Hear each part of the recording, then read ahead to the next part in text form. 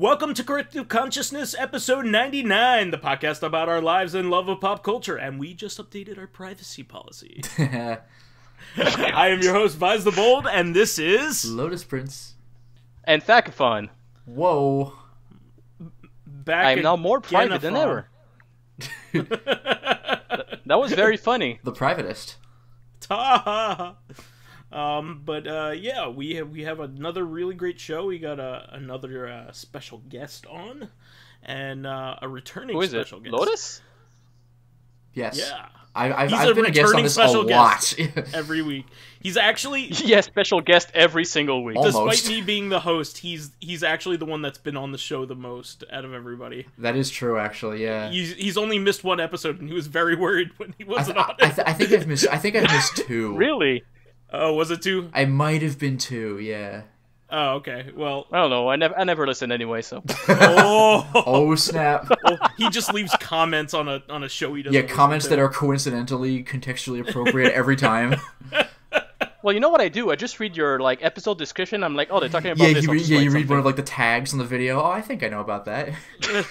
Well, no, that's actually just Lotus doing gonzo journalism. That's not actually what that is. It's not. They're not liner notes or anything, you know. Oh. He's just typing what he feels at the time. At all times, yeah. You believe. Well, without further ado, and because I don't got any more ado. Yeah, let's just don't. Yabba dabba do. Everybody has stopped playing the YouTube.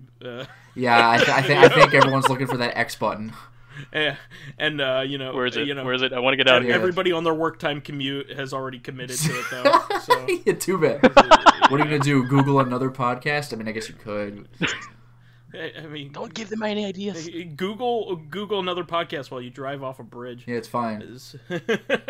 So anyway, Jesus. Lotus, take it off the top here. All right, sure. I could start with some stuff that I've been playing late in the day. So I started streaming the Deadpool game, which is on PS3, PS4, and on and off. Yeah, I was gonna say on and off Steam. You never know when it's still viable on there, but that's a game that I remember. I had seen a little bit of Far From Subtle, like the video game's Awesome Guys. I had seen them play. I watched for maybe a half hour or something, and I thought the game was pretty damn funny. And I was like, oh man, I can't wait to play this. And then I started playing it, and I remember on last week's podcast, Draycologist was saying he's really not a fan of the writing in that game. And I was like, but the writing is what you're there for. Yeah. And then I streamed the game, and yeah, the jokes were more missed than hit for me, honestly. But I don't think it's really the fault of the game itself. I think it's the time in which it was created, because this is the Deadpool from Marvel before versus the movie. Yeah, it's Deadpool from Marvel vs. Capcom 3, which is just whoa, chimichangas, random bullshit. And I thought that was hilarious at the time. But this is gonna sound kind of weird, but even though the Deadpool movies have lines where he talks about how he's gonna touch himself tonight and stuff like that, I still think the Deadpool movies gave the character more dignity. In general, they're. Did you see the second one yet? I did, and I loved it. There's not a whole lot of dignity. No, but dignity has left the building with that one. Yeah, but Deadpool though, he's not Bugs Bunny in those movies though. In the game, he's literally pulling out giant objects from nowhere, like it's Conker's Bad Fur Day with the context button. Okay. I see what you mean. And Nolan North does a brilliant job voicing him, but he's way more oh my god, this is the best! That kind of voice. And that's not the movie Deadpool. So I have this I don't know if dissociation is the right word, but they're different Deadpools. Yeah. So probably at this point the best Deadpool is the Ryan Reynolds version. Yeah, you know, just because he owns it.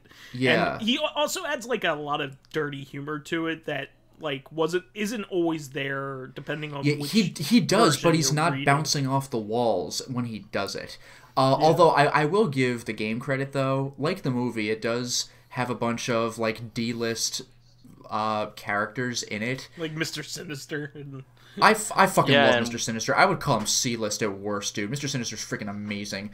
But no, what cracked me up, though, was characters I'd legitimately never even heard of. Like, the first boss is Arclight. And I had no clue who that was. Yeah. Yeah, who the hell is... Well, yeah, me neither, honestly. The chat had to explain her to me. The funny thing was, they were like, oh, she's kind of like Avalanche. And Avalanche is already a D-list villain. It's just like, oh...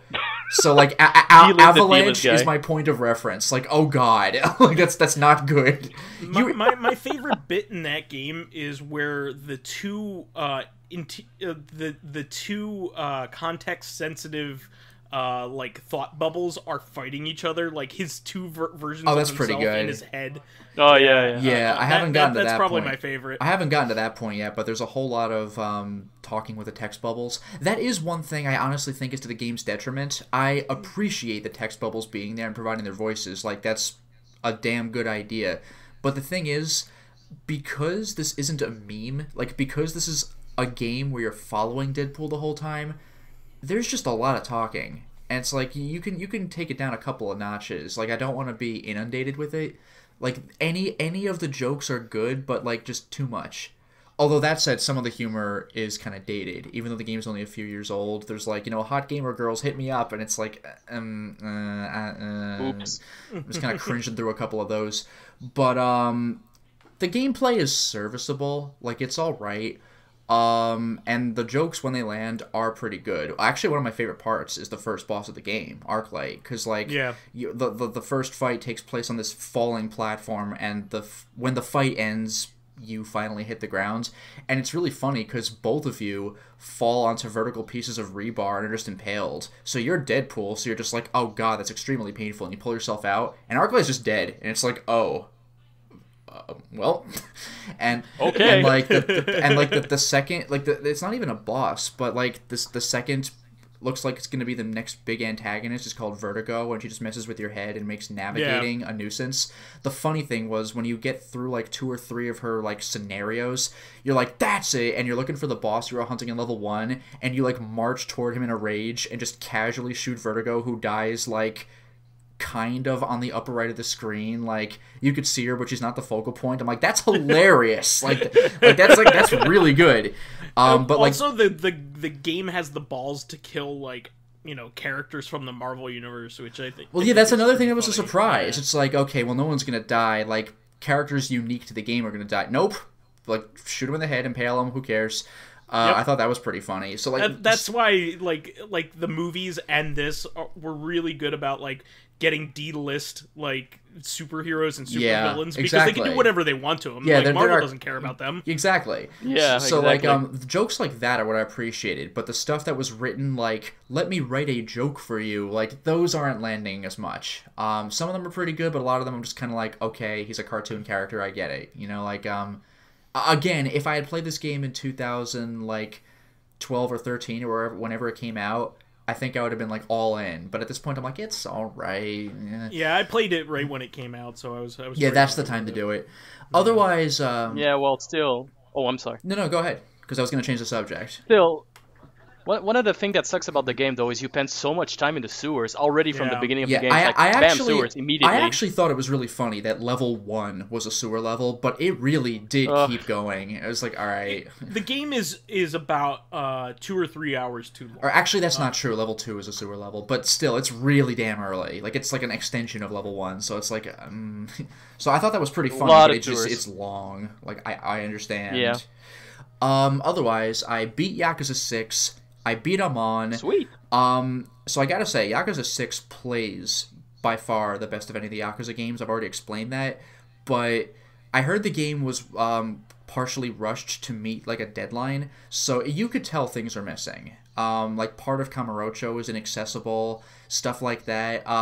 One thing, like Kamiyama is just not in the game. He's the guy who mods your weapons. They don't really have a weapon system in this game. You can't buy weapons. Like, anything you use is either you knocked down a thug and took it from him, or it was like a bench lying around, and everything has 3 HP. Like, if you swing a knife and hit a guy 3 times, it breaks. And I actually really like that, because now I don't have to buy a weapon and hold on to it until a boss or something. Like, if there's a weapon laying around, I'll use it. but there's no, like, I can't believe I paid all this money for this weapon and it's consumable, you know? So I'm really happy about that, but, like, it still feels like a feature's missing. The casinos, usually Yakuza will have a casino, and a lot of them have two, but no casinos in this game.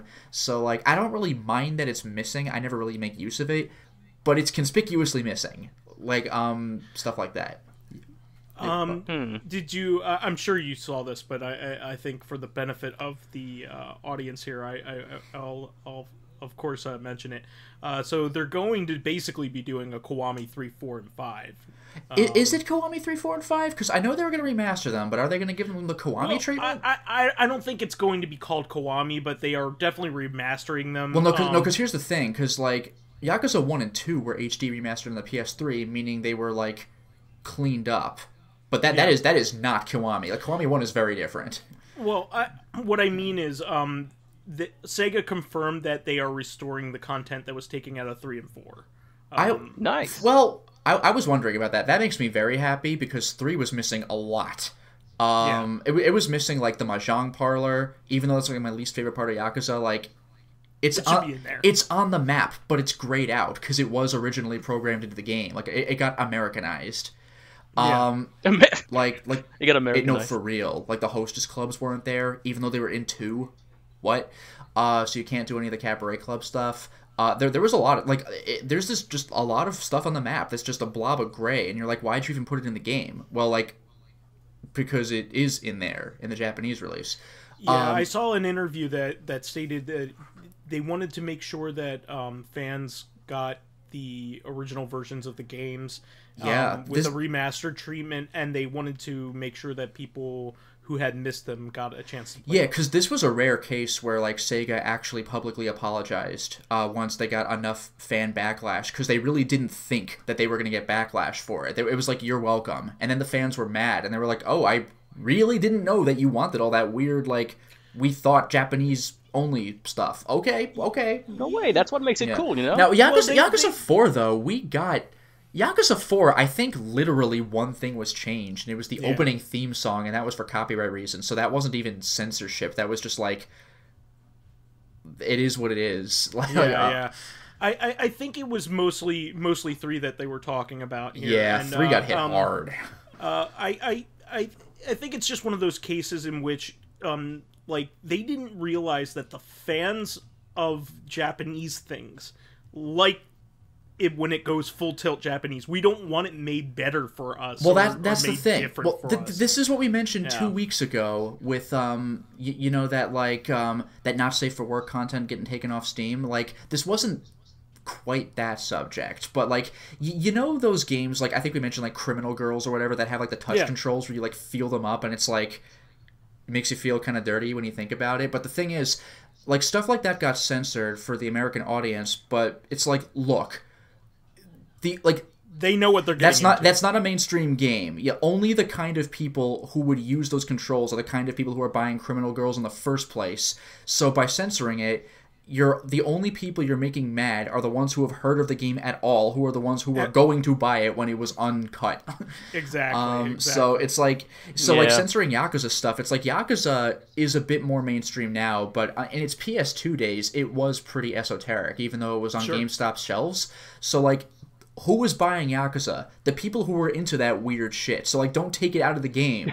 I mean, like, there's weirder stuff than Mahjong, but, like, you know what I mean? Like the very Japanese stuff. It's like, dude, I played it in 2. I could play it again in 3. I didn't get mad, and I'm not gonna buy 3 because extra stuff was in the game. Like, what do you want from me?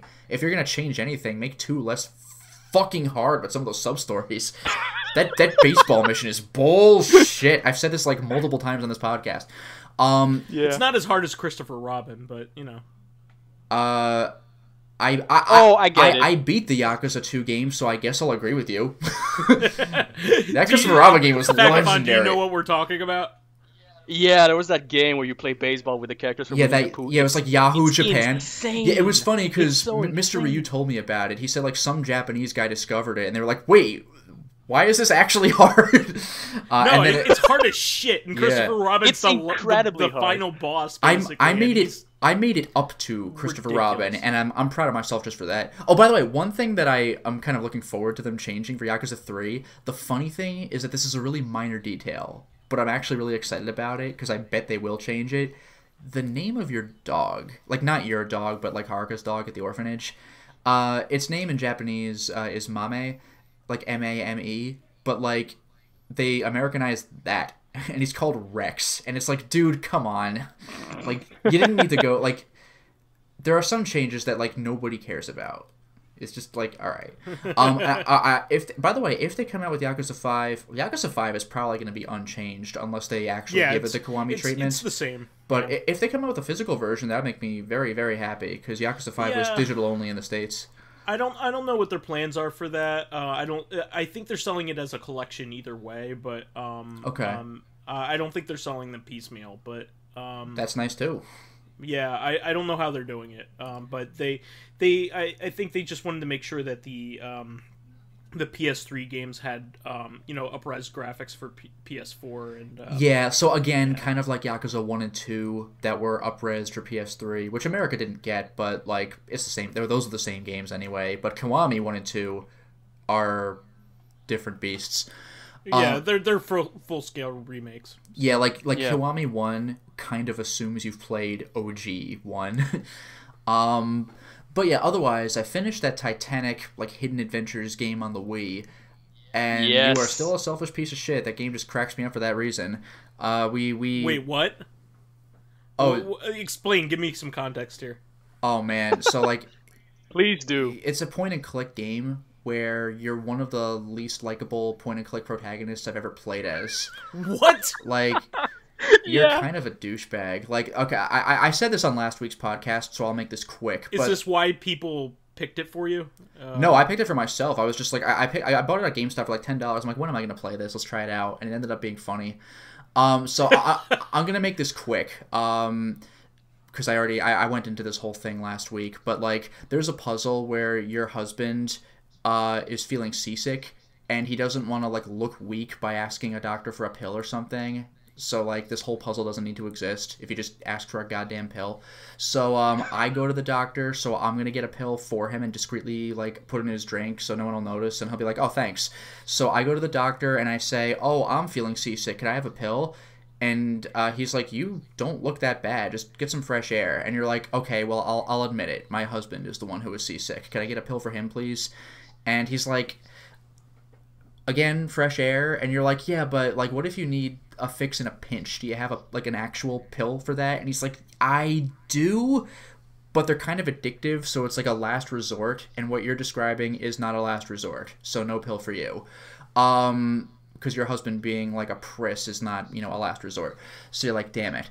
So what you eventually do is, this seemingly comes out of nowhere, but the game expects you to do it, is you have a glass of water, you put it into cold storage, leave, come back, the water will have frozen and expanded and broken the glass, and frozen into like a disc shape, kind of. So you go to the shuffleboard court and use your ice puck on shuffleboard, you aim it wildly off, like off the board, you shoot it to the side, so it hits like the walkway somewhere, and like one of the employees, the stewards on the boat slips on it and injures his leg, and he's like, oh my god, I can't walk on my ankle, I don't know if it's sprained or broken or what. So then you go back to the doctor and tell him truthfully that someone has been injured and needs help. What a dick. So the doctor, I know, right? So the doctor helps that person out, and while the doctor's out, you raid his closet for pills. Like, you're a piece of shit. It does get worse though. Arguably, yeah. There's a part where you want to wake up your husband who's like deep asleep, so because you think the boat's sinking because it's just started. So like you take a cat that you've lured out with some food. Like, I think it's your butler's cat. You take your cat out and you've lured it with some food. So when it's eating the food, you put a collar on it with like 5 bells, which is already like animal cruelty, and so you can't get into your husband's door, it's locked, and you're like, shit, how do I wake him up? So you lean out the window of the boat and toss your cat like across like into the husband's window and hope he makes. Yeah, it's like, Christ's sake, man, like, you're an asshole like throughout this game. And your character's reaction is just like, well, this should do the trick. Yeah, it's really funny. Threw a cat overboard, man. That's the funny thing, is your character is not framed to be an asshole. Like, it's just like, I solved the puzzle, and like my whole chat is like all capsing, like, are you what? Like, it was really funny.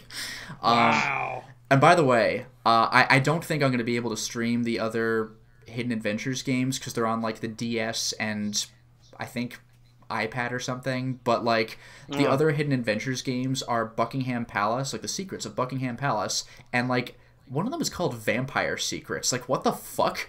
Like, I don't know, like I really want to play that one. Like, what is this? Vampire? That would be cool. Sign me up. Speaking of streaming DS stuff, though, I can't do that. I'm gonna have to do emulators, but I was able to successfully. First of all, this is actually legitimately big news, not to Vice, but like to my friends in general. Like, I actually bought a 3DS. It's the first handheld console I've ever owned. I was able to use, like, I had enough GameStop points to get like a $50 coupon because I never spend my GameStop points. So I got a new 3DS XL for like $75. I was like, yes. And by the way, they're getting hard to find. Only one GameStop near me actually has any. So I got a 3DS XL and I was able to soft mod it. So I can't capture from it. You need to spend like fucking $500 from Japan to install it. I'm not doing that. But yeah, I can stream the video to my PC and record the stream. So there is a bit of jankiness because you're capturing a stream instead of the real deal. But this is as good as it's going to get. It's not streaming the audio though, but I can take a double-sided 3.5mm cable and hook up my headphone jack of the 3DS into my line in on the PC, and I can open broadcaster software and tell it this is the audio line I want you to capture, so I can make it work. So I capture the window that has my stream. The audio should be perfect, but the stream quality is going to be like, okay, you know. And obviously this means that there's no way I'm capturing anything actually in 3D, but that almost never matters. The only thing I can think of offhand that it actually matters in is like Spirit Camera. But even then, it's not for the main game. It's for like, you know, the Magic Eye stuff on the little booklet that comes with the game. So I could just explain that away. The last thing, and Vice is going to have something to talk about this with as well, but I started the Dark Souls Remaster. Yeah, boy, on PS4. Woo! 60 FPS, man. I can actually clearly tell the difference between this and PS3 Dark Souls. I don't mean just texture upgrades. I mean just moving the camera around. It feels better. It does. It's the same game. Like, it is a bare minimum remaster. Like, it's not... and it never advertised itself as being more than that. Like, it is the regular-ass game, but it looks prettier. And 60 FPS. And that's all I wanted. I'm okay with that. And apparently it comes with the DLC on the disc. Alright, so at this point I've only beaten 2 bosses. One of them is no surprise. He's like 3 rooms into the game, you know, the Asylum Demon. But after that, I beat the first, like, real boss, like the Taurus Demon. So I'm trying to get better weapons now. I have the Drake Sword, so that's a weapon that doesn't scale, so it's going to be outdated as I advance through the game. But right now, it's like more than double the best weapon I have. So I'm going to need to start hitting up a blacksmith to upgrade stuff. But I have now... unlocked the ability, I can fight the next boss, the Gargoyles, on top of the Undead Parish, and I have access to Darkroot Garden because I killed the Titanite Demon. So I have mostly free reign right now. I could also, I didn't fight the Gargoyles yet, but I got the basement key. So my next mission is going to be to go back to the Undead Burg and fight the Capra Demon because I want to do the Rhea side quest that I sequence broke in my Let's Play. So I'll see where that goes. So yeah, Dark Souls, always a good time. Yeah, I've been playing it as well. I'll talk more in my segment. Sure. But otherwise that's been my week. Yeah. Otherwise that's been my week. So how have you been, Fakafon? I think I've been talking for a little too long. So how are things with you? As always, I don't play a lot of games, either because I don't have enough time or just I don't have the money to buy them. Mm-hmm. Like, I don't own any consoles. Usually it's just PC games. All right, so then it's my segment. Yeah, go ahead, Vice. Take my segment, why don't you? All right, Vice, let me read my bullet points. You were so eager. Actually, now that I'm looking at your notes, though, there is a note that I see that I'm curious about based on what you just said, but I guess we'll cross that bridge when we come to it. Go ahead. Well, actually, I can start with that. Yeah, so I didn't actually play Detroit Become Human. Okay. One of my friends bought it. I was always wondering about that. You went to Detroit and you became human. Whoa. Yeah, I was going to say, because I'm Detroit is a PS4 exclusive, I think, right? Exactly. Yeah, so as a Canadian, especially in Quebec, we're not actually humans. We're all just like entities floating around because Canada doesn't exist. Yeah, with your flappy heads. You're all replicants. Yeah, we just go like, "Hey, Philip." Yeah, your cars have square wheels for no discernible reason. But yeah, anyway. So we didn't actually get to play it. So I'm gonna admit I was watching a Let's Play of it while he was doing something else, and this game actually looks really fun. It's good, it looks a lot like Heavy Rain or maybe Fahrenheit, something like that. Yeah, well, it's made by the same guy, yeah. Oh, it is. Okay, that explains a lot. Yeah, Fahrenheit, or otherwise known in America as Indigo Prophecy, and I love by the way that both titles make sense. Yeah, Heavy Rain, Beyond Two Souls, and now Detroit Become Human. I haven't played Beyond Souls, but anyway, yeah. So I watched a little bit of Detroit Become Human, and one of the things that's really cool about this game is you have like a timeline of things your character did or did not do. Oh, that's cool. So kind of like Until Dawn. It can kind of. Yes, actually, yeah, it's kind of like that, and it's cool because then it gives you a sense of like what you did, what you missed, and like what you could have done at certain points in the event. That's really good. Like for example, you're like, let's say you're like washing the dishes for like some guy, and you're supposed to like clean around the house, and if you look at the strain of events, it's gonna tell you in that section where you're supposed to clean the house what you did or what you didn't do. That's nice. That's very nice. Because in Until Dawn, they give you hints. Like, they'll say, here's what you did, which led to that. But how do you do things differently? Like, you still may have multiple options, so you might have an idea. Yeah. Yeah. So it's. I might want to. Sorry to interrupt, but I want to mention like one of my favorite video game moments is actually in Heavy Rain. I actually really love it. I still need to play that. So I haven't played a ton of it. I only played like maybe the first hour of the game or I know this one. It's where you press X to Jason. It's actually before that. Jason. Jason. There's a cute. But anyway, that's at the end of the game where it glitches out and you can go, "Oh, Sean!" Oh, I forgot about that. Sean! I totally forgot about that. He's like very far away. Yeah, that was hilarious. That was really funny. But anyway. Oh man, I don't know about that actually. It's a glitch. It's not supposed to happen, but it's really funny. Funniest glitches in video games. Yeah, you can make him call out Sean when he's not supposed to, so you kind of hear it when he's far away, because the game actually takes into account character distance from the camera. So you just hear like, Sean. Like when this proper cutscene is happening, it's a riot. Yeah. Oh, I gotta go watch this now. Seriously though, one of my favorite moments in video gaming is at the beginning of the game. Your character is playing with the kids in the backyard, and like you have a QTE, and you actually like kind of want to fail on the QTE on purpose, so you can lose the sword fight that you're having with him. Okay. So he can win the sword fight. So it's actually like really cool. That's clever. Like and also you want to put up a good enough fight because you don't want it to end. Like like immediately. Until Dawn kind of does stuff like that, where like if you have a gun and you see like a little squirrel, like sometimes it's best to just not react to the QTE at all because you're not a dick, like that kind of thing. Yeah, exactly. I love that. I actually like think that like in Shenmue, you always need to do the QTE and like it's always the right move. But same with God of War. It's like you need to do this to advance the game.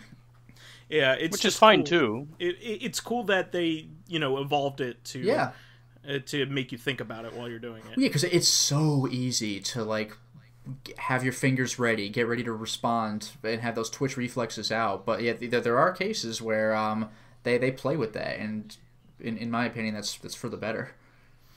It kind of makes the player also become a little bit of the storyteller, which is fine. Yeah, not to mention you're not just like, well, I got to do this part to get through the game. Like it actually makes you think about what is it you are doing? Do you really just want to press square to get through this scene? Like what does square do? Like what are you doing? Yeah. So anyway, Fakafon, you can continue. Yeah. So apart from that, I've been playing Granblue Fantasy as always. Hey. There was a fun event this week. I think it's still going on. It's an event where you play. Well, you follow the story of one of your characters that's in your huge ass like 200 characters party. Yeah. and she's an artist, and what she wants to do in life is draw some like yaoi erotica to sell them, which is hilarious already. So all the event is basically you're trying to like finish your story and like ink it, write the words, and like send it to a printer so you're ready for a con, like literally. Oh wow, it's actually for that purpose. It's pretty funny. And the second part of the story is you're at the con and you're trying to sell, and there's some assholes like, oh, you know, the kids these days and their pornography, yeah, you know, the usual. Yeah. The event itself, it's a mixture of really fun and really stupid, because the story of like the struggling artist it's a fun one to see, you know, like they keep procrastinating, they keep like trying to give up, they need help all the time, they're like very creative, but they're hard, they have no focus, and you know the whole shebang with artists is pretty interesting. Oh, it sucks. On the other hand, I mean, like I'm no artist, but like I mean the same thing happens for writing, and I'm not like a writer, but like even writing essays for homework, it's just like, oh god, when am I gonna start this? Yeah, I know what you mean. You don't have to be like necessarily like in the arts industry to have to do creative stuff. Yeah, I mean, like it just sucks. Like it's one of those things where it depends on the person for this, but when it comes to like how much freedom you have, some people, me being one of them, actually want less freedom. If somebody says, I want you to write about this, I'll be like, okay. But if they say write about anything you want, I'll be like, shit, like what do I pick? Where do I start? Yeah. It's the same thing when I go to a restaurant. If there's too much choice, I'm just like, if there's like a 20-page menu, like, dude, I don't know. Come back in 10 minutes. Yeah, exactly. So yeah, so that's what part of the story. The other part of the story is you start drinking these like Red Bull kind of energy drinks. Sure. They're called handsome gorillas, and it's pretty dumb, but. Is that like a Japanese pun that just doesn't make sense in English, like handsome gorilla? I think it is, and your characters start hallucinating, so you start seeing gorillas everywhere, because why the fuck not? That's a really freaking dumb story. Well, they needed a reason or an excuse to have like, you know, raid battles, so they're just like, what do we do? Yeah. It's just an artist like drawing shit, so they're like, so they see gorillas, and like they like she bumps into a guy on the street who's like, hey, what the fuck, man? And he becomes a gorilla, and you beat the shit out of him for like no reason. That's like Hotline Miami. You just like kill these monsters, and it's like, oh. It was so stupid. So that's part of the story I found really just like you really have to do this. You can figure out another way to put like a raid boss, but you know why not? Grand Theft Auto 5 did something very similar, where there was like a guy at a kiosk who was offering this new kind of like, I guess it was legal, like not marijuana kind of drug, and Trevor's like, I'll give it a shot, I guess, and then he starts tripping, and like there are weird clown enemies everywhere, and he's just shooting them all. And, like, you know, the rampage mission ends when you fill your quota, and he just comes back to the kiosk guy, and he's like, dude, no, do not sell this shit. Put it away. It's kind of amazing. Can't you also find peyote sometimes, or you turn into, like, a cow or something? I don't know, but that sounds amazing. Anyway. So, apart from that, I've been playing Brawlhalla, as always, and there've been a lot of characters update recently, so, like, they're getting new characters. Nice. Since they introduced a new weapon, like, most of these characters all have that weapon, the cannon, so, like... Okay. So that kind of sucks, because, like, the last 6 characters that have been unlocked, they're all cannon wielders almost. Like, so it's just, like, cannon. Well, on one hand, yes, that obviously sucks, exactly why you just said. Like, if you have your finger on the pulse of Brawlhalla, then it's like, alright. But if you're in and out though, then you don't miss the cannon wielder. Like, oh, the next one has one. Like, I'm good. Like you have like a what is it called? Like a buffer, I guess. Like, I still have my cannon. Yeah. I got a question. Are these characters canon? Yes. Warning. Are canon. This is canon. They have the lore in the bio is canon. It's okay. Okay. But so yeah, like you say, like if you're in on and off, it really doesn't matter. Just come back and there's like 4 new characters, so all right, you know, and they have cannons. But like me, since I play every day, it's just like, all right, new character, cannon. Yeah, I mean, because that was like, I was actually really nervous. Like, I when I was trying to, I recorded like 10 seconds of 3DS footage just to see if I could do it, and it was one of the newer Professor Layton games, like the Mask of Deception or Mask of something.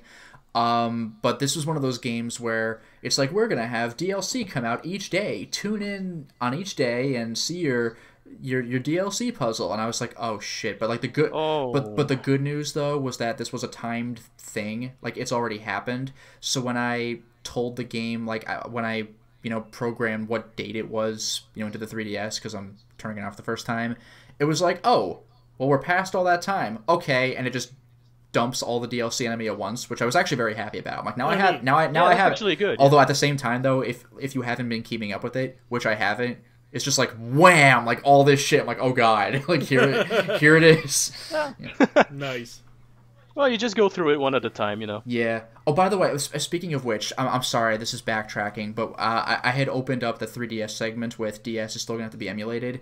The thing with when you run DS games on 3DS, it's like running Wii games on the Wii U. Like, it switches over to the other operating system. Yeah. So the I forgot if it was software or hardware. I guess software that is used for the 3DS is just not used for DS games. So I cannot stream DS games. That is where the capture card... Are you serious? Yeah, I can emulate DS games. There's a really damn good DS emulator, but I can't stream it because it doesn't use the functions of the system that it does for the 3DS. So like that's when I would pay $500 for that Japanese capture card that I hear doesn't have the best longevity. So fuck that. I'll stick with emulators. Yeah, fuck it.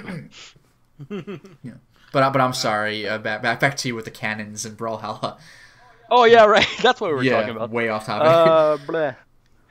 So the new character that came out, they figured something out over at Brawlhalla HQ. They're like, they're releasing a few characters, and obviously everything that's a ninja is like super popular. So when they released the ninja character, like everyone was playing. Everyone bought the character day one. So it's just like ninja. It's like, oh, okay, maybe we should keep with the Asian trend, So, new character, the one with the cannon, is also like, it's kind of a Mulan character, She has a cannon and like katars, so it's pretty cool. Okay. Wait, katars? Yeah, katars. Yeah, like Voldo. Yeah, kind of like that. Oh it's pretty shit! Fun. I don't know if I've ever seen a video game character outside of Voldo use katars.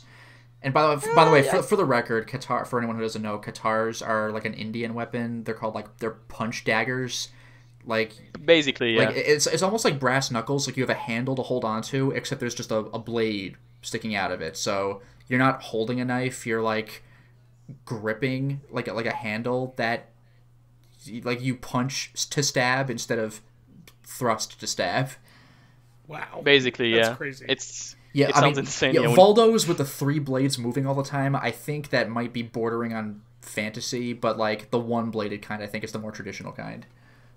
Yeah, if they would move like that, I guess it'd be really hard to swing. I don't even know how they would move like that. Like, what even is that other than really cool looking? I don't know. They have the same technology that Tails has, so you can just fly around, Yeah, just fuck it. It's fine. Sonic, yeah. just like, fuck it, it floats. Like, I think there are multi-bladed punch daggers, but at that point, you're not really punching. You'd probably be more slashing unless you hit someone just right. Even then. Yeah. Like, anyway, so that character has katars, and her moves... You know how it is, right? With games like Leagues of Legends or Dota and all that stuff. It's a game where they keep adding characters all the time, and whether it's conscious or not, they keep getting a little bit stronger every time, So at some point, there's an iteration where that character is clearly much, much stronger than the characters that were there at the beginning. Yeah. And you're like, oh crap, now I got to balance again. Brawlhalla has actually been pretty good about keeping it like fairly balanced. Nice. Like, it always feels like the new characters are stronger, and then you realize no, they're not actually that much better. It's just you need to get used to their moves, etc. So that's the way to do it. Pretty good. So for that I'm really glad. And finally, one of the games I played, which it's hard to talk about, it's Biglands, a game made by kids. So I don't know if you've ever heard about that. No. I'm interested.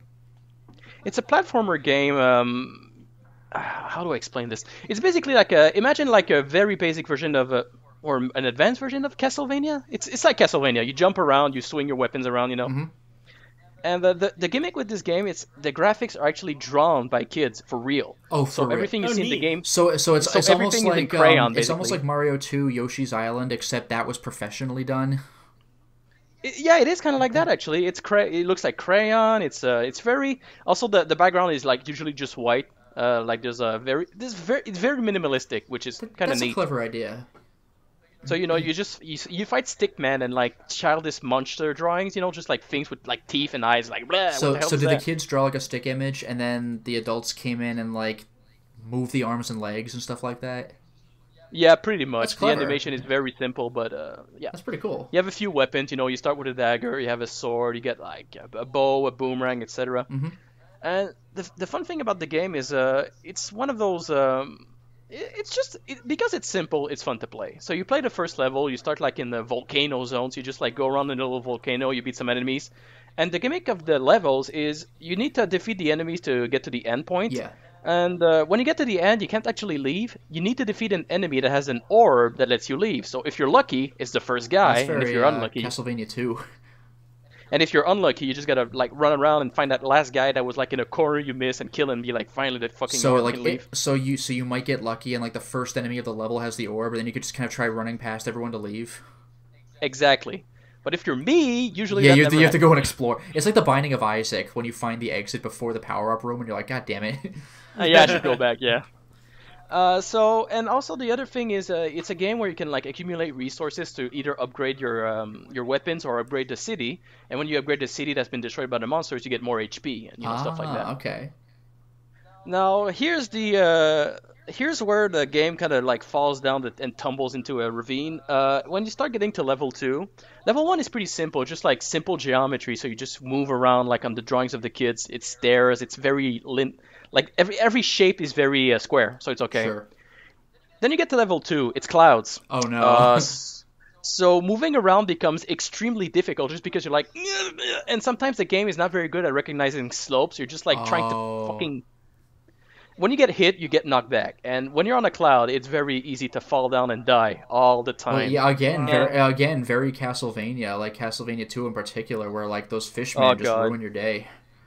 Yeah, I think the first one too had that problem. Just like, shit, the pit. Yeah. In this game, so that's a problem. And the fact that the platforms are not very well designed makes it even worse when they start moving around, because they can literally be one on top of each other. Oh. You can't actually go through. You have to wait until they finally separate and then go and pray to God nothing's above you, because something's always above you blocking you, and then you fall down. It's like, God! That sucks.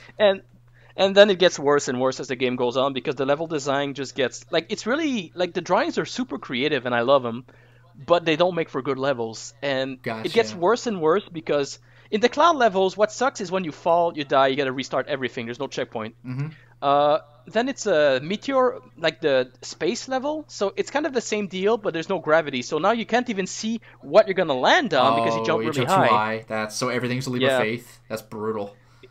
It's painful. And then the fourth level is the forest, where the problem is actually the opposite.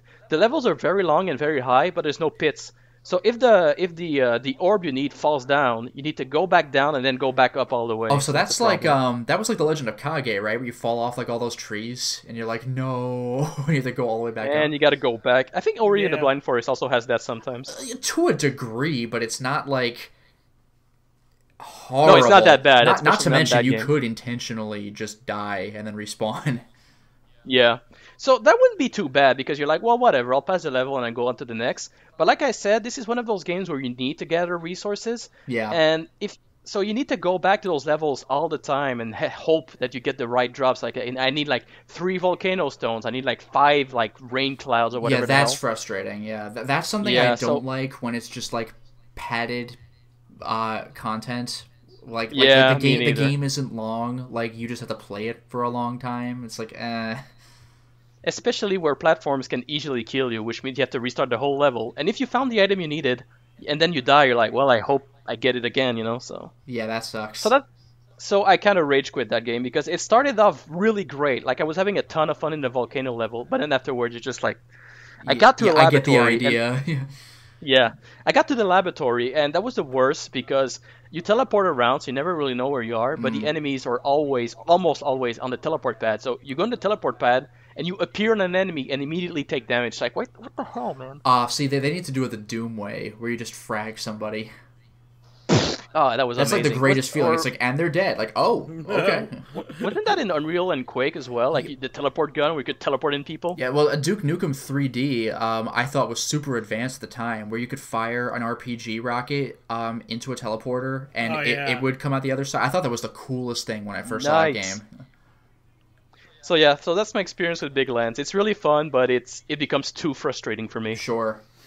Yeah, I was taking a look here at the user reviews on Steam, and it's very mixed. You could tell people like appreciate the concept, but like, the execution, like you at some point you need to clean up what. You need to intervene. Yeah, exactly. Yeah. Exactly. Well, good on the kids though. I'm really glad they got to make a game. No, I mean, for real, that's awesome. Yeah. Yeah. So anyway, I'm pretty much done with that. So how about you, Vice? Oh, thank God. Asshole. No wonder he was off the cast last week. Jesus. Yeah, while Fakafon is talking, I'll just check this Steam thing. Yeah, let me just Google and whatever. Yeah. Meanwhile, Vice gets kicked off of his own podcast. Yeah, Vice the dick. For being a dick. But, so, this week, I have, actually, for the past 2 weeks, because I haven't been on, I got, to play, quite a few games. So Horizon Zero Dawn, I made some more progress in that. Mm-hmm. I've decided to go back to the main missions, and I've been making progress doing that. So I don't think the end is nigh.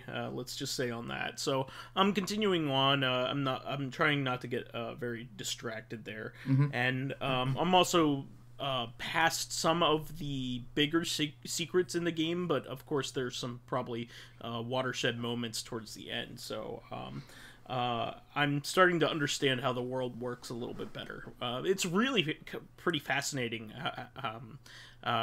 once you found out like how the world got that way. I'm not going to ruin it for anyone, but yeah, I definitely want to play that. Yeah. I thought it was very clever what they did. Okay. So I played a little bit more of Enter the Gungeon as well. I really love that game. And now I've been playing it on the Switch, and I think it's like the perfect platform for it. In fact, I think I said this before, but for a lot of roguelikes. Yeah, all the roguelites that are going to come out in the near future, I'm just going to buy them for this. Like Rogue Legacy, I'm waiting for Rogue Legacy to get a port. I'm also waiting for Nuclear Throne to get a port. But all the other ones that I like, Robot Named Fight was really good, so I did that. Oh, and I'll mention that later, but. I've also been playing, Binding of Isaac on it, and all the other really good ones. So it's been working out well. The shmup one that I've been playing as well, that one's really good on that system. So I think it's the perfect system for these type of indie games. Yeah, well, not only that, but even like. It got a lot of those SNK arcade games, and those games weren't designed to take your time. They were designed to take your money. So, like, the games themselves are pretty short, and if they give you the infinite credit option, then, like, take those on the go, too. The Switch is a fantastic game for old arcade games, because you can beat those in, like, 30 minutes. Yeah, and more are continuing to come out for the system, so I'm very happy. Yeah. Data East has had some more recent entries as well, so they just put up Super Burger Time a couple weeks ago. Yeah, you mentioned that. I didn't even know that existed at the time. Yeah, and they just put out another one as well.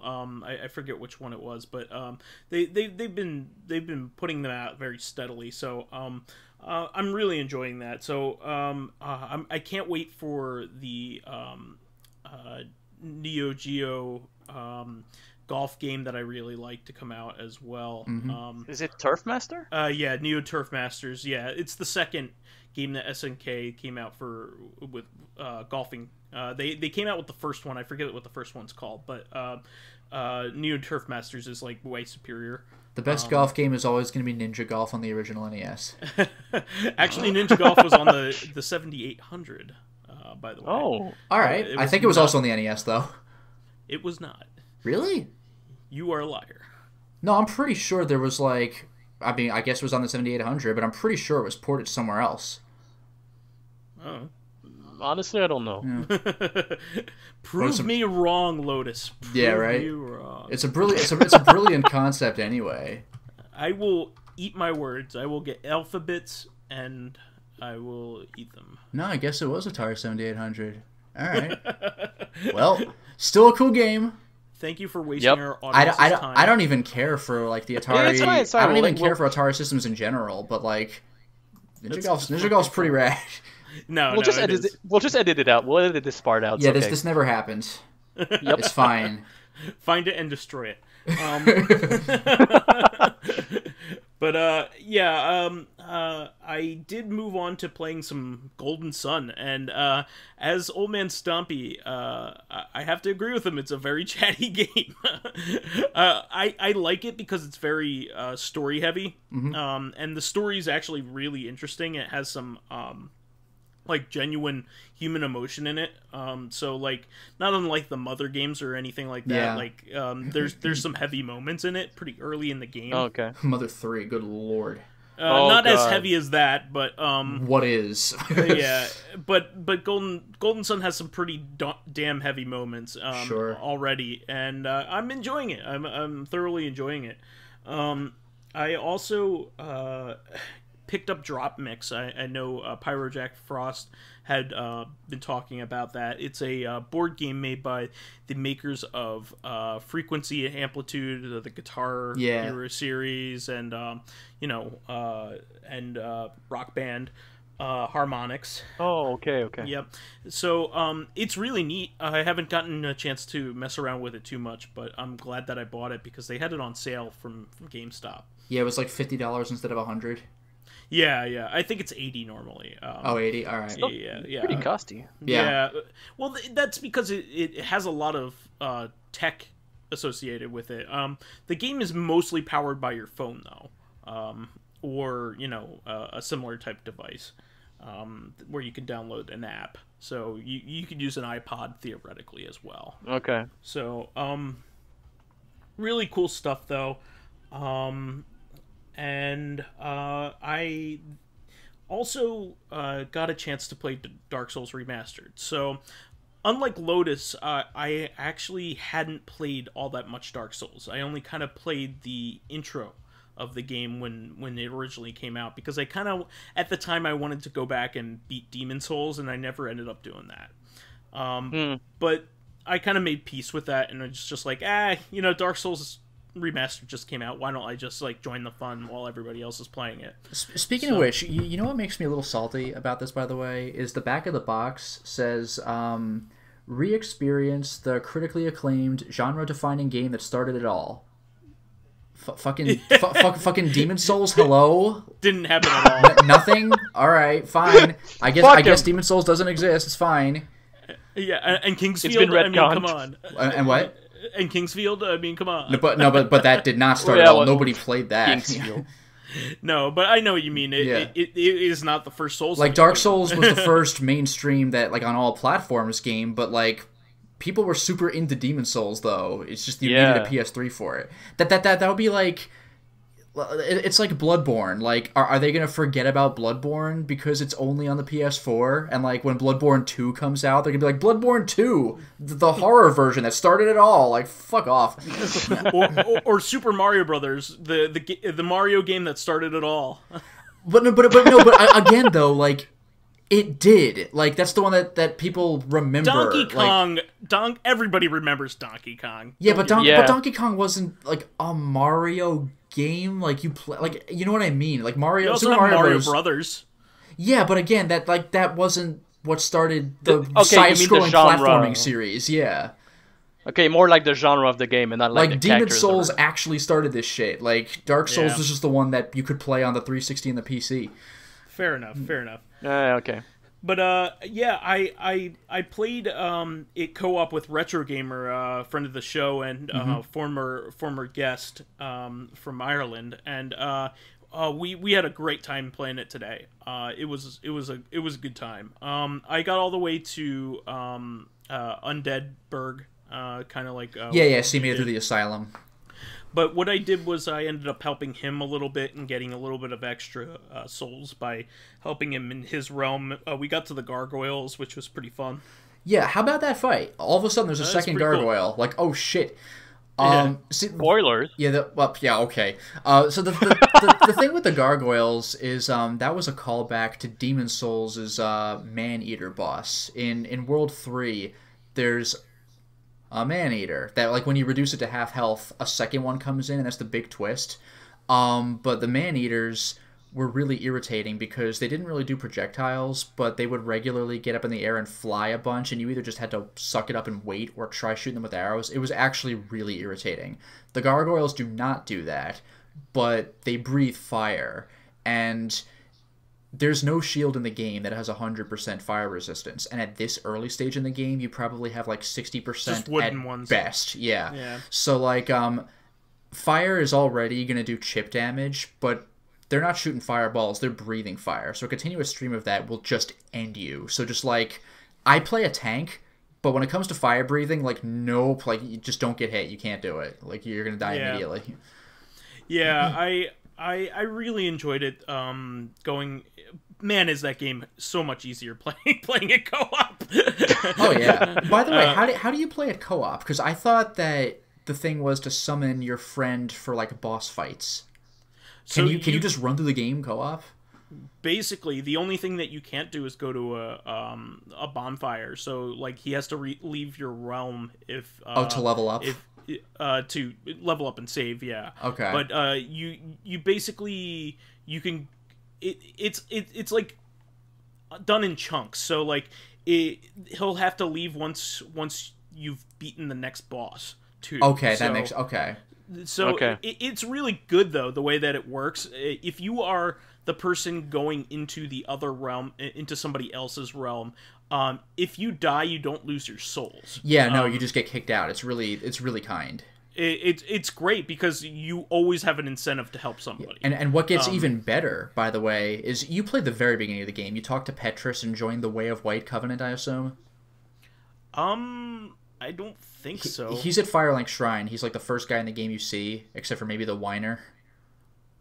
Well, it doesn't matter. It's not required. But there are a bunch of covenants in the game, and some of them grant you effects when you enter a player's world and kill them, or when you enter a player's world and help him beat a boss. And I think one of the covenants, I think it gives you like a sunlight medal when you help a guy beat a boss. And sunlight medals offline are a real bitch to get. Like, you could find a couple in a chest, but otherwise you have to summon an NPC who's only available for some boss fights, and he has to live to the end of them. And like, sunlight medals are a pain in the ass to get. So like, that's one clear advantage of multiplayer, because otherwise getting sunlight medals sucks. Yeah. So the only NPCs that I've met are the guy that basically breaks you out of the jail. He gives you the Estus flask and immediately dies. So he's gone. Yeah. I met the first shopkeeper, and boy is he salty. Who's the first shopkeeper?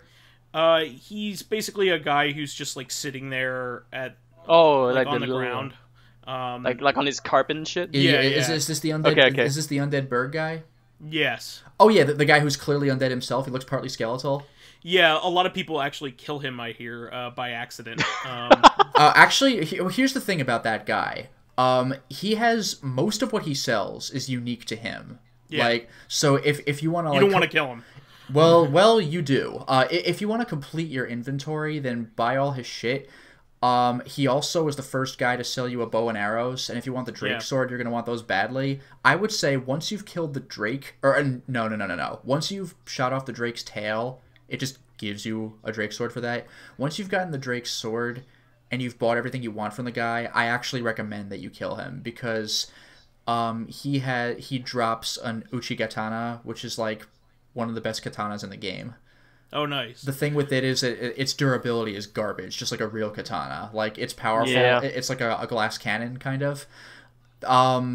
It's kind of cool, because when you talk to him, he talks about his friend Yulia, and he's like, oh, stay away from Yulia, careful, she bites, and like, he's referring to his katana, and when you kill him, you just get it, and you're like, oh. Yeah, and I have to say that the game is so much less stiff than Demon Souls. Oh yeah.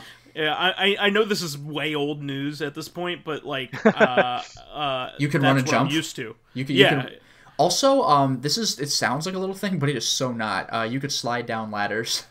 Yeah, that's unbelievable. You can't fast climb though. I don't know. That was introduced in Bloodborne, I believe. That wasn't Bloodborne. I was just gonna say I don't know about Demon Souls 2 or Dark Souls 2, but yeah, Bloodborne for sure. By the way, there's also some stuff that the remastered has that's a bit different. Like you could change the size of your UI window. Nice. Yeah.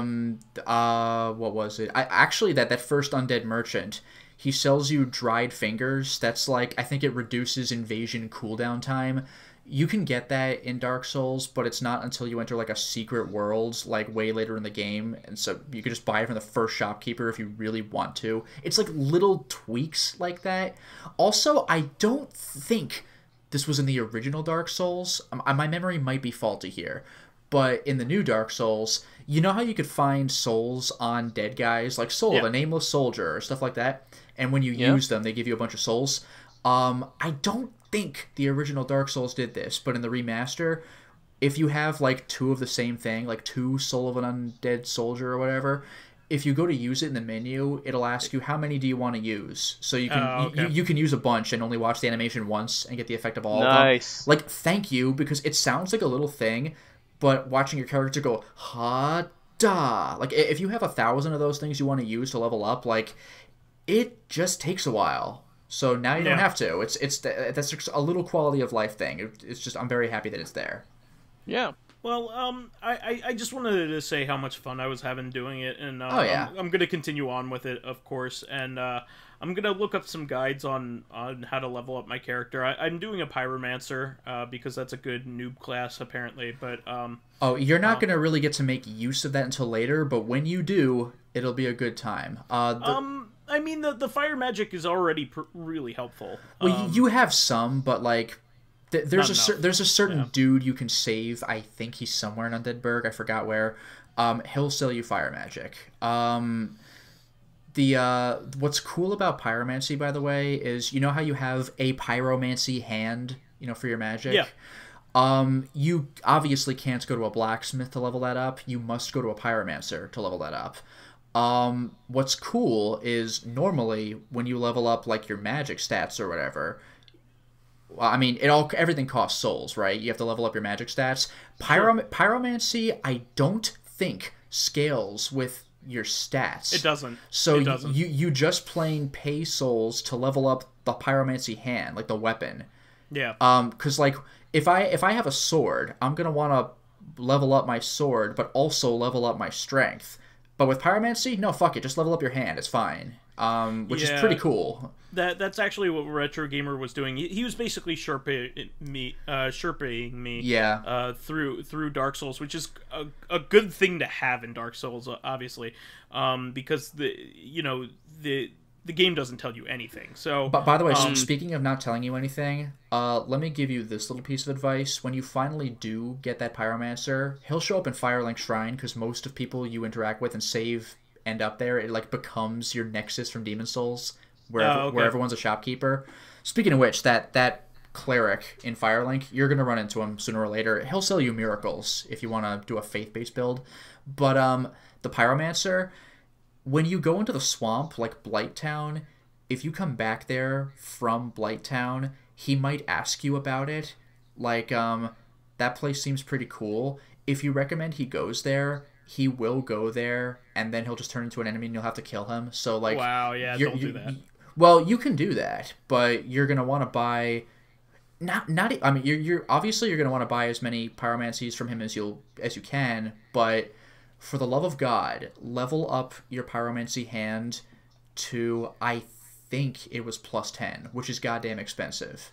But there's a person who shows up in the swamp only if you have a +10 hand. So if you kill this guy before that happens, or even if you don't, if he runs off, then like too bad, new game plus, Wow. But the person who does show up sells you some stupid pyromancy, so like it's absolutely worth it. You're gonna want to deal with that person anyway. Yeah, so I'm gonna look up stuff like that in order to. I'm gonna use a guide, I think. You should. I mean, like, you can argue about spoilers like boss reveals and stuff, but a lot, just like Demon Souls, there's a lot of stuff in Dark Souls that you're gonna miss and never even realize you missed. Yeah, and like stuff like that. Like, oh, he's an enemy now. Fuck you. Guess you should have known better. Like, you can't. Like, there's no way. Yeah, I mean, I'm having a lot of fun with it, so I'm gonna keep going on with it. I'm gonna move on and say real quick here that my girlfriend and I went to Chicago last weekend, which was the reason why I wasn't on the podcast. Yeah. And we had a great time. I'm gonna talk about it more in reactive, but the one thing I did want to mention was that I got a chance to go to the Galloping Ghost briefly, which is a pretty nationally famous I was going to say it might be the most famous arcade in the country. That and the Funplex. Or the Fun Zone or Funplex. I don't know. Yeah. Fun anyway. Fun something. Yeah. The one where Billy Mitchell okay, yeah. cheated a bunch. I was just going to say where he did not legitimately win Donkey Kong. Yeah. But anyway, I think it's in New Hampshire. Okay. But anyway, it was awesome. I don't know whether you got this over Facebook, but because you didn't react to it, but I did play Primal Rage 2, which is one of their unique... Oh, I did not see that, yeah. Oh, yeah, I figured you didn't see it. Maybe it didn't go through, but I had sent you 2 pictures of their cabinet. Well, I got a chance to play it there. Oh, I didn't zoom in. I just thought, like, I saw the sign that said Galloping Ghost, and I was like, okay, he was at the Galloping Ghost, but, like, I didn't see the Primal Rage thing. Oh, yeah. I played Primal Rage 2. It was pretty fun. I actually liked it. And I did want to play Beavis and Butthead, which is their other prototype game that nobody else has. But unfortunately it wasn't working at the time. Shit. But I only got like basically a half hour there because we had to catch our plane. But it was a lot of fun. I would definitely like to go back there. They had games I had never seen before. I know they have. I remember seeing from a James Relf video. They have a legitimate arcade of Ninja Baseball Batman. Oh, dude! They have pretty much everything. One thing that I think they have like Japanese F-Zero. They have like so much stuff there, and like so much. They even had like the original Sega Star Wars arcade game. Like I played like the Atari one, which is a lot of fun. Was that the one that looked like? I was just gonna say Vector. Yeah, I saw that on the 32X. I didn't know. I guess it was an arcade game. I've never seen it as an actual arcade. So that's actually what I was gonna get at. When I was a kid, I had played the 32X version of this game. My brother's friend had that. And it's actually I had never ever seen the cabinet of it. Yeah, I had played the one that Sega had made later based off of the Star Wars trilogy arcade. Where it has bonus levels based off of lightsaber duels, and it's a really fun game. That game looked cool as hell. Yeah, I've actually beaten that game on one credit, but I've never played the one that Sega had released before that. Yeah, wasn't the arcade? I don't remember this very well, but the OG like Vector arcade game, was that a bonus feature on Rebel Strike's like promotional disc? Yes. Okay. For people who don't know, Rebel Strike is the GameCube Rogue Squadron 3, like Rogue Leader 2, and I think Empire Strikes Back is on there as well. Oh shit! Okay. which was like a it was like a modification kit that you could do to the Star Wars cabinet in order to get basically Empire themed levels. I don't think I even knew that existed. I think I only really remember like the Trench Run. There's actually a Return of the Jedi arcade game that isn't vector based. It's basically just it's a sprite based isometric.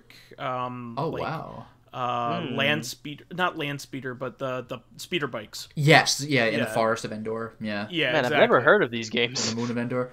The OG games are pretty damn old, and the only reason I've heard of it at all was, again, my brother's friend's 32X, which is pretty obscure, but very early 80s, 82, I think, 81. Oh, okay, but I myself have never heard of the Empire or Return of the Jedi versions.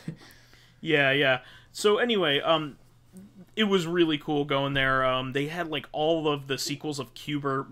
The sequels to Cuber are really rare. Like, I don't think I knew those existed either. Yeah, me neither. Arbor expert. Rare. Yeah, no, it's like more levels, more levels of Cubert, and then like Cubert cubes. I think in particular, is super rare, and they had that. Nice. They also had like the they had the Bally Midway, like arcade pinball machines.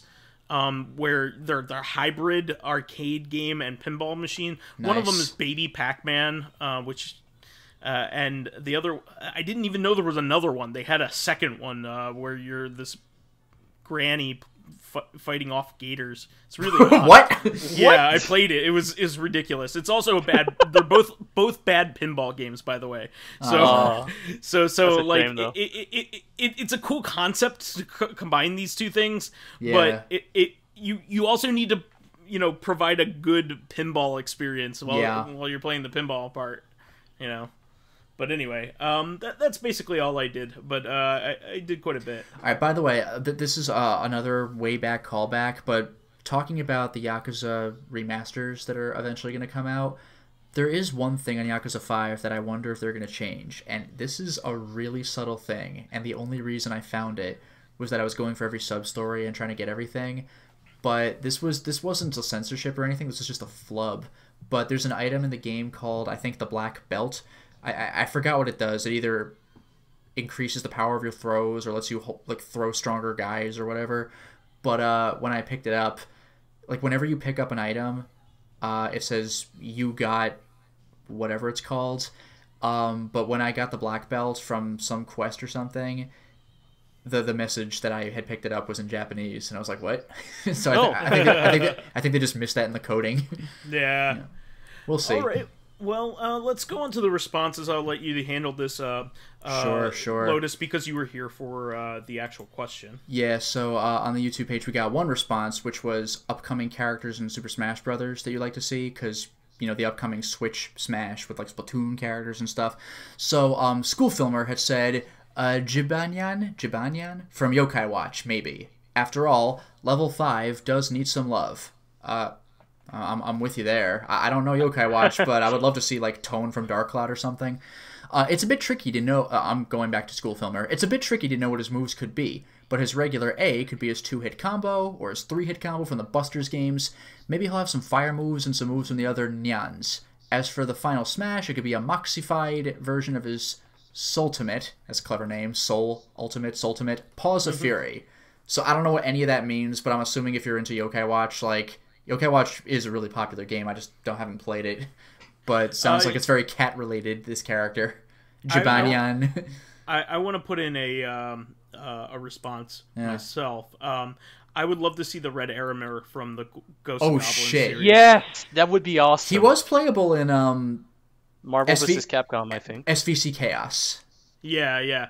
SVC Chaos, but I think he would be perfect in the Smash but Brothers. Smash is actually a good game. Yeah. It's a shame because SVC Chaos had some really cool characters that you don't see anywhere else. And the art was really good. It was. Like Earthquake from Samurai Showdown. When the hell do you play as Earthquake, even in Samurai Showdown? But like Zero. Yeah. As well was in it. He was he was a different version of Zero. It was like Mega Man. Which Mega Man was he? Like, what Mega Man game was he from? Oh, he's from Mega Man X. The character. No, but that was not Mega Man X Zero. That was a very different look. He was from like which Mega Man X game was he from? Maybe Battle Network. I don't know. Maybe. No, I think the art style just made him look very realistic. Just for that. Oh, okay. No, but he had a whole different aesthetic going on though. I think he might have been from a different Mega Man game. I could be wrong about this though. It was like a different version of. No, like if you look at X Zero next to SVC Chaos Zero, like he has a different look entirely. I think it's from something, but I just don't remember what. But it was pretty badass anyway. Playing as Zero, like who would have guessed? Also, Violent Ken. People might know him at this point from the Switch release of Street Fighter 2, but he's from SVC Chaos. God only knows how they got him. Oh, he's from the Zero games, Mega Man Zero games. Oh, there we go. That makes sense. Okay. Yeah. But yeah, Violent Ken is like SVC Chaos's answer to Evil Ryu from Marvel vs. Capcom. So it's Dark Hadoken. There you go. All right, so for this week's question, this is from this user I've never heard of. It's called Fakafon. I don't know. That's a weird name. Yeah, where did you get that from? Oh yeah, you didn't say this on the air last time. Where do you get your name from, Fakafon?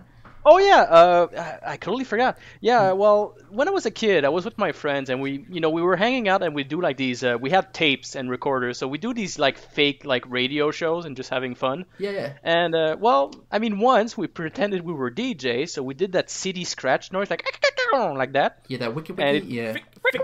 Like that, yeah. You do it better than me. And it just sounded like Fakafon, so yeah, like, I kept it. Like I could kind of see it. Yeah. Yeah, so the name was an onomatopoeia the whole time. So anyway, this jackass, what question did he say? Yeah, this I don't know who he is. Yeah, so. we better read it. So let's just get this over with. So have you ever been part of or have witnessed a debate between two people where the quote victor regretted being right? Like, I wish I weren't. Like, I'm right, but I wish I weren't. I actually had something in mind when I wrote this. I figured, because I don't think I've seen, like, a real-life one of these. I think I've seen them, like, in movies and stuff. Well, so here's how it goes. A few years back, me and my friends were talking about Pokemon, and he was saying that that humans were also Pokemon. I was like, what? No, that's ridiculous. Oh, yeah. That whole debate, Yeah. But eventually we start talking about it, and he's giving out like really good examples, like when Bill turns into a Jigglypuff, or when you read a description of certain Pokemon that said it used to be a kid, but then blah blah blah. Yeah. It's like pretty like it's funny because the Pokedex, which a lot of people don't read, some of the lore in the Pokedex is creepy as shit. It's really dark, yeah. Sometimes you read that shit and you're like, what the fuck? But anyway, there's that creepy long-armed gangly ghost that it's like it just like takes souls away. It's just like, oh my god. Oh well, hopefully don't encounter. Imagine keeping that in a ball, Yeah, like I just have one. Like, okay. I can suck souls. So we start debating, and eventually, you know what? He convinces me. I'm like, you know what? You're right. Like, after hearing what he had to say, yeah, humans are Pokemons as well. I was like, yeah, there, you see? I'm like, so, they can have sex with Pokemon. It'd be okay, right? And at that point... he's like, oh, shit. Well, no. The thing is, though, like, I would agree with your friend, but still disagree with you for one simple reason. Well, obviously, I don't agree with myself either. Well, no, I know you don't agree that it should happen, but I could still take his side without even justifying your point for one simple reason. Humans are Pokemon because humans are animals, and humans are not having sex with animals and having perfectly healthy human-animal hybrid children. That would be like you could fuck a horse and get arrested, and it would.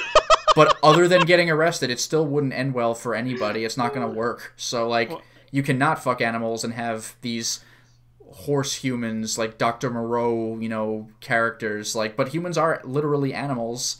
They're mammals. So, like, why couldn't they be Pokemon? Can we talk about something else? No. Sorry. That's the only question I have for this week. So let's just focus more on this. Just think of that scene from Clerks 2. Just think of it long and hard. Don't say long and hard, please. Kelly can be a guy's name too. But before you, sorry, just one last thing. The other thing was also like, so if I throw a Pokeball at the guy, I could just capture like Brock, for example. It's like, oh shit, yeah. Yeah, that I don't think they've ever explored. My assumption, thankfully, yeah. If I had to guess, I would say no, but I bet you they made Pokeballs so they wouldn't work on humans.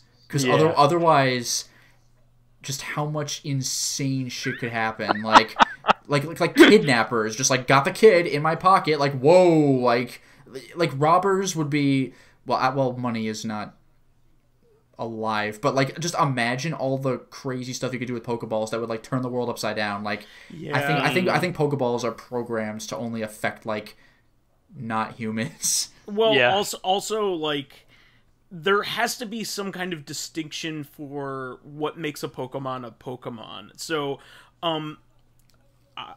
there are plant-based Pokemon, but there are also plants in this universe, so you can't just throw it at a tree. I was actually going to bring up the opposite. Like, every once in a while, you see them just, like, eating meat at the table, and I'm like, are you eating, like, a creature that you can, like, that says its name to you, and, like, has it's elemental... a Machamp. Yeah, it's just like,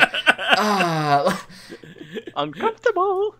Yeah, like they're just talking to you, like because every Pokemon is intelligent enough to be able to communicate with its owner, even the ones that can't say their names, like the ones that just growl or whatever. Like they still can clearly understand their trainer's commands and have a relationship with them. So like, I mean, I'm not a vegetarian, but in the Pokemon world, I might be because everything is intelligent. Yeah. It's like, Well, the funny thing is, there has been one Pokemon to my knowledge where they've even tried to attempt to eat it, and that was Magikarp, I think. And they just found out it was just like basically just bone. Maybe I would have stopped eating Magikarp just because look what happens when they grow up. Like Jesus Christ, thank you. Yeah, apparently like they're very dense and like aren't fleshy at all.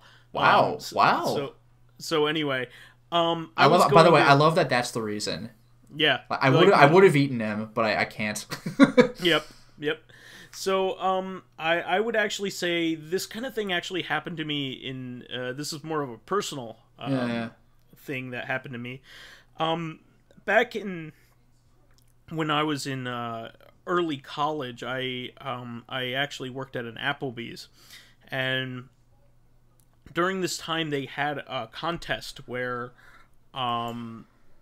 they were accepting submissions for burger recipes, and like the contest winner could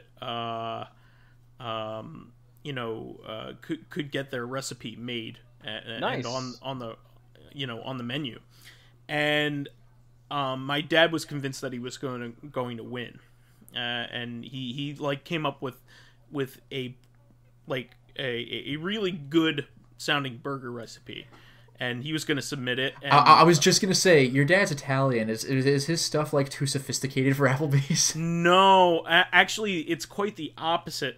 I was debating with him. I was like, Dad, you shouldn't really submit it. It's okay. And I at the time I was being pretty negative about a lot of things, but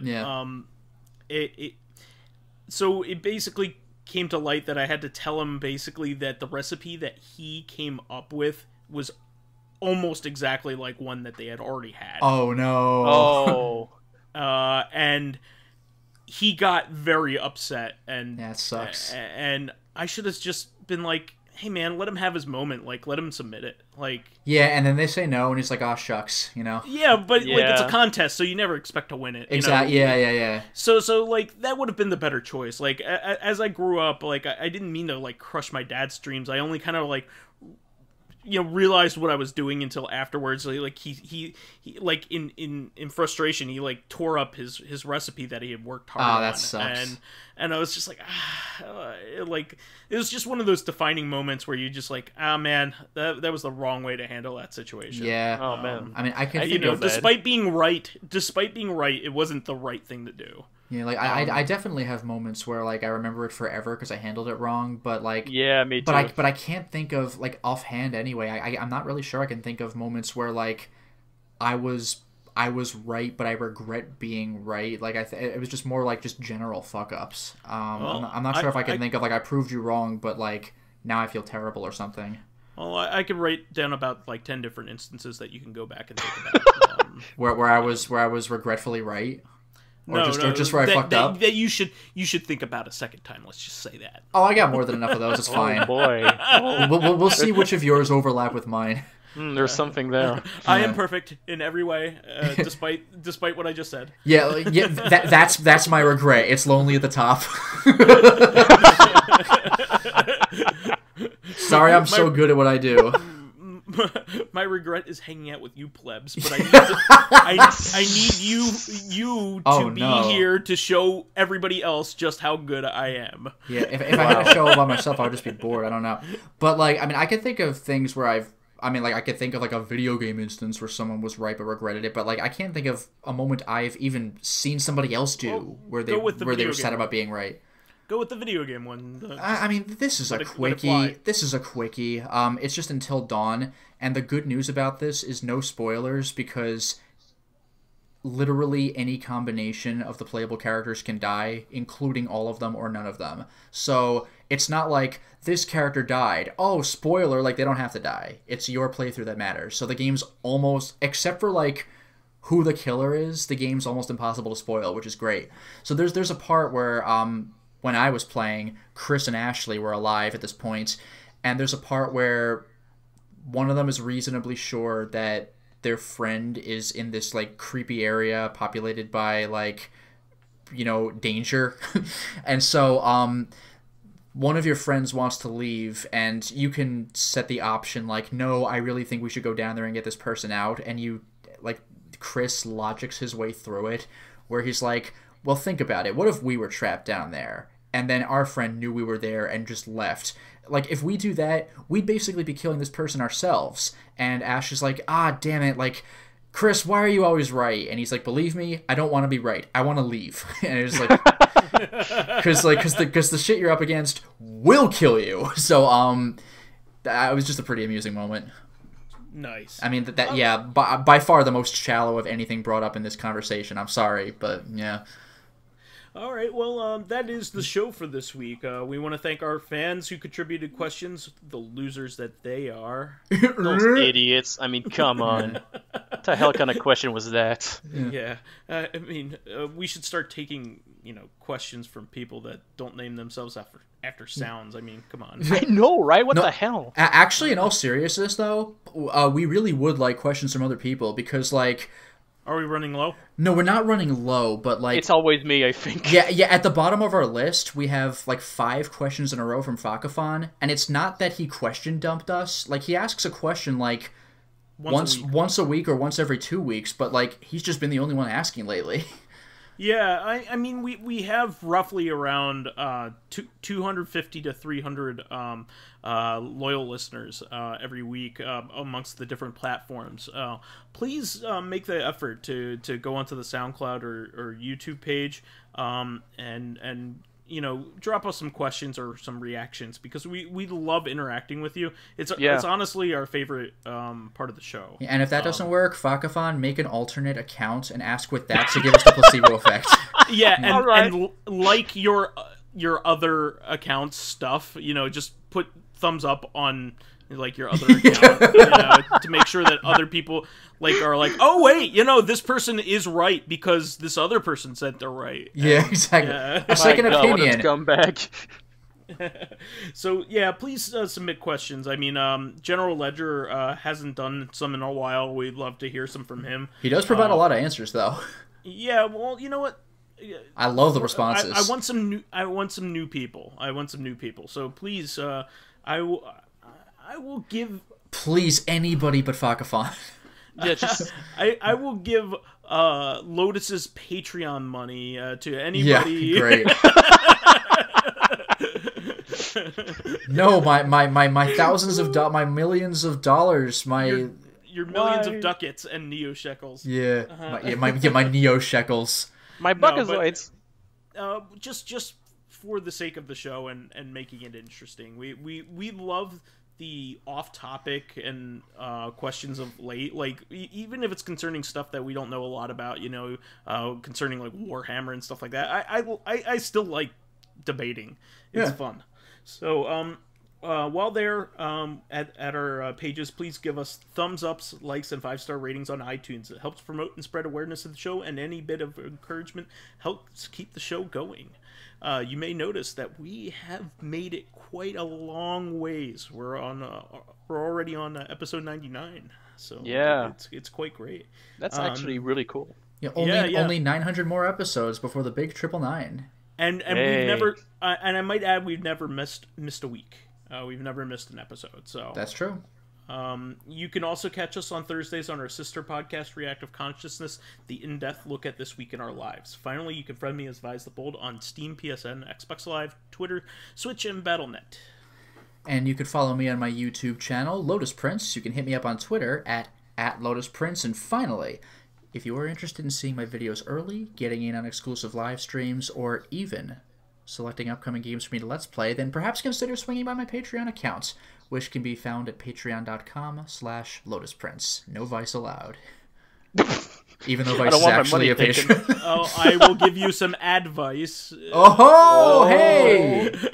But I am a contributor, so I'm your boss now. I pay your bills. Play the games I want. Yeah, every retail customer ever. Like, I pay your salary with my taxes. Like, fuck you. My boss pays my salary. Yeah. Get fucked. And finally, you can find me on YouTube under Fakafon, or you can find me on Twitter under Lou Fakafon. That's L-O-U-P Fakafon. Don't worry about the P; it's silent. Yeah, L-O-U-P is that's like wolf, right? Exactly. Yeah, that's rad. There's a way to write it in French. And finally, you can find me on Steam. Probably if you write Fakafon, should be there, I guess. Who knows? Yeah, Fakafon. Yeah. Oh man, I know that. Just a sidebar here. I know that from the spelling of that for wolves from that movie Brotherhood of the Wolf. Remember that from like the early '90s? I haven't seen it. Late '90s. Yeah, me neither. I actually knew it from, of all things. It was a French movie, so. Oh, okay. I think I knew it from. It might have been like a monster manual from like Ravenloft from Dungeons and Dragons, where it has like all that these would horror make sense, themes. actually. It was like a Loup Garou, like Garou, which doesn't that also mean something like Garou, Mark of Wolves? Isn't that like fatal something like Loup Garou? Garou is wolf. Yeah. Garou means wolf. Well, it's basically werewolf, Loup Garou. Yeah. Okay. There you go. Because, I mean, it certainly was a werewolf monster, so I was like, all right, well, Loup Garou... And at the time, I was like, Loup Garou, like, okay. Because I was like... The hell's a Loup? Yeah, I was like 12 or something, or like 15 or whatever, I don't know. But, yeah. It was during that DVD craze where, like, a lot of, like sleeper hit movies came out, like, right after The Matrix, you know, like, cool action movies. Yeah. Brotherhood of the Wolf was... It was, like... They had a Native American in it that could do like kung fu. It was really weird. Was he? And was he there were Nightwolf? Werewolves in it. What? Was he Nightwolf from Mortal Kombat? I don't know, but it was just like, what is happening in this movie? It's bananas, but it's fun. Nice. So anyway, we'll catch you on Thursday, everyone. Until next time, everyone. Good evening.